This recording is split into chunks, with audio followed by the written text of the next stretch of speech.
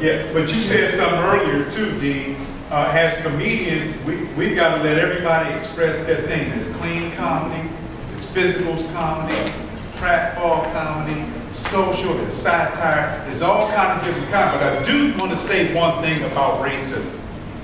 You don't see the only conscious comedian, so-called, that they put out there real strong that's black is Chris Rock.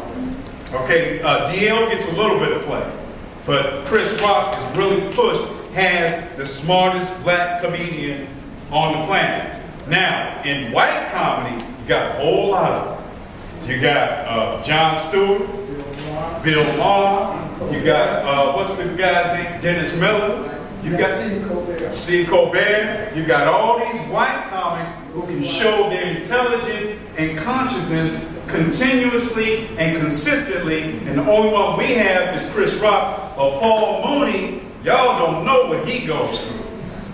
He goes through, I mean, some serious ordeals just because of his mind.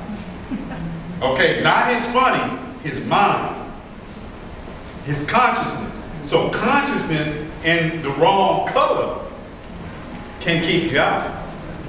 So